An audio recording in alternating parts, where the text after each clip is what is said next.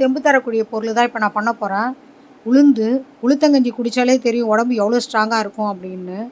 Ragi ராகியில் iron and calcium ரெண்டுமே இருக்குது. அதே மாதிரி வெள்ளை எள்ளு, அதுவும் எலும்புக்கு ரொம்ப நல்லது. இது மூணுமே சேர்ந்து நல்லா ட்ரை ரோஸ்ட் பண்ணி வறுத்து எடுத்து ஆற வச்சுக்கணும்.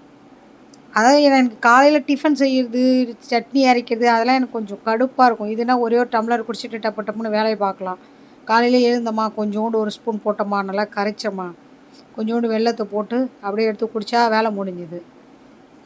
தெம்புக்கு தெம்பும் உண்டு, அதாவது வெயிட் லாஸ் ஆன மாதிரியும் இருக்கும், உடம்புக்கும் நல்லது.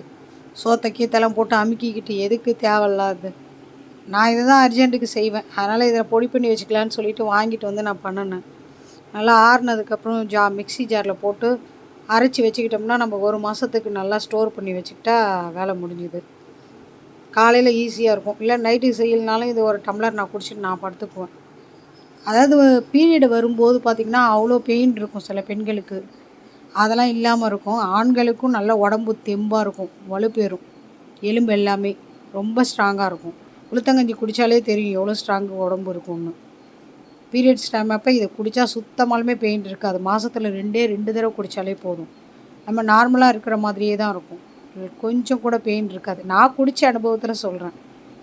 போட்டு நல்லா அரைச்சி பவுடராக வச்சுக்கிட்டு நல்லா காய வச்சு அதுக்கப்புறம் ஒரு ஏர் டைட் கண்டெய்னரில் போட்டு வச்சுக்கிட்டு தேவைன்றப்போ ஒரு 2 ஸ்பூன், ஒரு கரண்டி அந்தளவுக்கு போட்டு தண்ணி ஊற்றி காய்ச்சி அப்படியே குடிக்க வேண்டியது தான். கண்டிப்பாக இது எலும்புக்கு ரொம்ப நல்ல ரெசிபி. முடிஞ்ச அளவுக்கு ட்ரை பண்ணி பாருங்கள்.